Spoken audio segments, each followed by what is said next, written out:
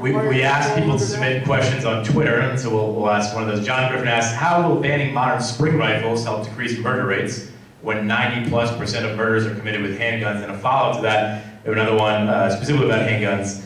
What can be done about the increasing level of violence using handguns and assault weapons in our inner cities? It's supposed to be sporting rifles. So, spring rifles. Sporting rifles. Yeah, I think we just took these questions from just how they showed up on Twitter. So, again, I mean, I sort of go back to this issue. I don't want to overstate the impact of a restriction on assault weapons, because though assault weapons do get used for crimes that are committed in our cities, by and large, the crimes that are committed in our cities, and frankly in suburbs and rural areas, are mostly done with handguns. I mean, that's normally what are being used there. So I do think you have to go back to the beginning here, right? So have tighter laws on gun trafficking, but second, just make sure that criminals don't get these guns in the first place. And the fact is that there are a lot of gun purchases that happen, whether it's 20% or 40%, there are a lot of gun purchases that happen without background checks today. And our background check system in the first place doesn't work even when it's used, because it is essentially voluntary for states to upload information about people that have been prohibited from owning weapons based on a finding of mental incompetence. And we have a lot of this national database, for instance, has only one individual from the state of Pennsylvania who's been uploaded as being prohibited from owning a weapon due to a determination by a court that they were mentally ill.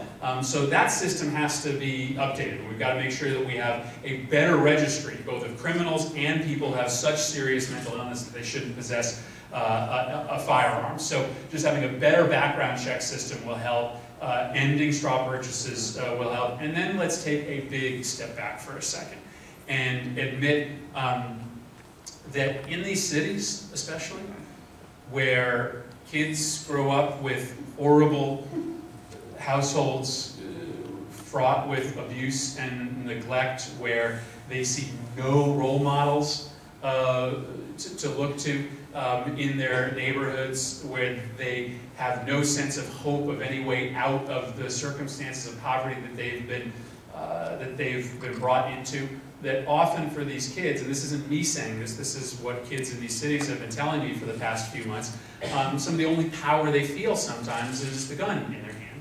And we've got to give these kids in these cities a different sense of powerfulness. We've got to give them hope that they can...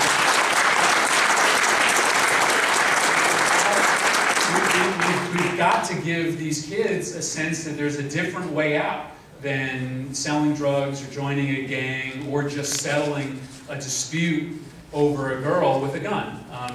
That we can pass all the gun laws we want, but if we don't, but if we don't go to the youth of this country who are often committing these crimes, right? The most common age of a perpetrator of gun violence is 19. And I will get this wrong, but it's followed by 18 and then 17 and then 20. I mean, that's who's really committing these crimes, are really young men. If we don't get them some help, if we don't get them a different way out, then all the gun laws in the world won't solve our problem. An immediate concern